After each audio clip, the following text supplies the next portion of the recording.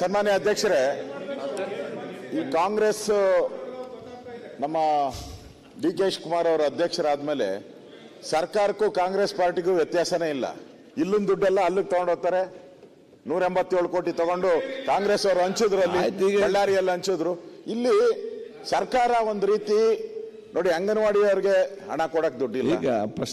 ಅಲ್ಲ, ಅದರದೇ ಪ್ರಶ್ನೆ, ಇವ್ರಿಗೆ ಹೆಂಗ್ ದುಡ್ಡು ಕೊಡ್ತಾರೆ? ಕಾಂಗ್ರೆಸ್ ಕಾರ್ಯಕರ್ತರಿಗೆ ಯಾವ ಲೆಕ್ಕದಲ್ಲಿ ನೀವು ನಮ್ಮ ಈ ಕರ್ನಾಟಕದ ಜನರ ಟ್ಯಾಕ್ಸ್ ಪೇಯರ್ಸ್ ಹಣ ಮೈಕ್ರೋ ಫೈನಾನ್ಸ್ ದುಡ್ಡು ಕಟ್ಟಿಲ್ಲ ಅಂದ್ರೆ ಬೀಗ ಹಾಕ್ತಾರಲ್ಲ, ಇಲ್ಲಿ ಕಾಂಗ್ರೆಸ್ ಅಲ್ಲಿ ಯಥೇಚ್ಛವಾಗಿ ದುಡ್ಡು ತಗೊಂಡೋಗಿ ಕೊಡ್ತಿರಲ್ಲ. ನಮ್ ದುಡ್ಡು ಅದು, ಕಾಂಗ್ರೆಸ್ ಪಾರ್ಟಿ ದುಡ್ಡಲ್ಲ. ಅವ್ರು ಕಾಂಗ್ರೆಸ್ ಅವ್ರು ಕಲೆಕ್ಟ್ ಮಾಡಿ ಧೈರ್ಯ ಇದ್ರೆ ಕೊಡ್ಲಿ, ಅವರು ಭಿಕ್ಷೆ ಬೇಡಿ ಕೊಡ್ಲಿ. ಕಾಂಗ್ರೆಸ್ ಅವ್ರು ತಗೊಂಡೋಗಿ ಭಿಕ್ಷೆ ಬೇಡ್ಲಿ, ಹೋಗಿ ರೋಡಲ್ಲಿ ಭಿಕ್ಷೆ ಬೇಡ್ಲಿ ತಗೊಂಡೋಗಿ. ಕಾಂಗ್ರೆಸ್ ಪಾರ್ಟಿಗೆ ದುಡ್ಡಿಲ್ಲ, ಕಾಂಗ್ರೆಸ್ ದುಡ್ಡಿಲ್ಲ ಅಂತ ಹೇಳ್ಬಿಟ್ಟು ಭಿಕ್ಷೆ ಬೇಡ ಕೊಡ್ಲಿ. ನಮ್ಮ ಹಣ ತಗೊಂಡೋಗಿ, ನಾವು tax payers, we are the tax payers. ನಮ್ಮ ಹಣ ತಗೊಂಡೋಗಿ ಇವ್ರಿಗೆ ಯಾವ ಆಧಾರದ ಮೇಲೆ ನೇಮಕಾತಿ ಮಾಡ್ತೀರಾ? ಒಂದು ನೇಮಕಾತಿ ಮಾಡ್ಬೇಕಾದ್ರೆ ಸರ್ಕಾರದ ಆದೇಶಗಳು ಬೇಕಲ್ಲ, ರೂಲ್ಸ್ ಅಂಡ್ ರೆಗ್ಯುಲೇಷನ್ ಬೇಕು. ಅವನ ಈ ವಿದ್ಯಾರ್ಥಿತೆ ಎಷ್ಟಿದೆ? ಅವನೇನು SLC ಓದಿದಾನ, ಡಾಕ್ಟರೇಟ್ ಮಾಡಿದಾನ, ಪ್ರೊಫೆಸರ್? ಏನು ಅವನಿಗೆ ಕ್ಯಾಬಿನೆಟ್, ಅವನಿಗೆ ಕಾರು, ಅವನಿಗೆ ಬಂಗ್ಲೆ, ಅವನಿಗೆ ದೊಡ್ಡ ದೊಡ್ಡ ಆಫೀಸ್ ಡೆಕೋರೇಷನ್? ಯಾರ್ದಣ? ಉತ್ತರ ಕೊಡ್ತಾರಲ್ಲ, ಹೇಳ್ತಾರೆ ಅವರು. ಲೂಟಿ ಇವ್ರಿಗೆ ಕಾಂಗ್ರೆಸ್ ಪಾರ್ಟಿಯಿಂದ ಕೊಟ್ಕೊಂಡ್ಲಿ ಇಂಪ್ಲಿಮೆಂಟೇಷನ್ ಮಾಡಕ್ಕೆ. ಆಯ್ತು, ಉತ್ತರ ಕೊಡದೆ ಕೂತ್ಕೊಳ್ಳಿ. ಪ್ರತಿಪಕ್ಷನಾಗಿ ಮಾತಾಡ್ತಾರೆ, ಯಾಕೆ ಮಾತಾಡ್ತೀರಿ? ಹಾಗಾದ್ರೆ ಕೊಡಿ. ಅವ್ರು ಹೇಳಿದ್ದ ಸರ್ಕಾರ ಉತ್ತರ ಕೊಡ್ತೀರಾ? ಗ್ರಾಮ ಪಂಚಾಯತಿ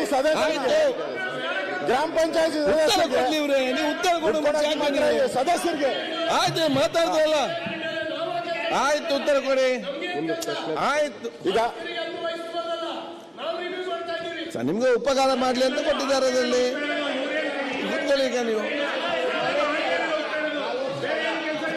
ಆಯ್ತು, ಮಾತಾಡ್ಲಿ. ಈಗ ಸರ್ಕಾರ ಉತ್ತರ ಕೊಡಿ.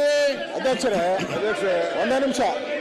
ಈಗ ಒಂದೇ ನಿಮಿಷ ಅಧ್ಯಕ್ಷರೇ ಆಯ್ತು, ಅವರು ಮಾತಾಡಿದ್ರೆ ಈಗ ಒಂದೇ ನಿಮಿಷ ಅಧ್ಯಕ್ಷರೇ, ಈ ರಾಜ್ಯದಲ್ಲಿ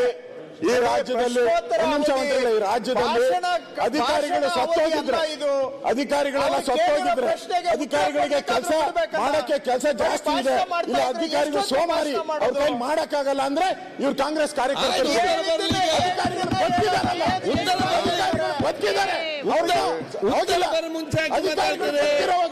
ನೀವು ಅವ್ರನ್ನ ಇಂಪ್ಲಿಮೆಂಟೇಷನ್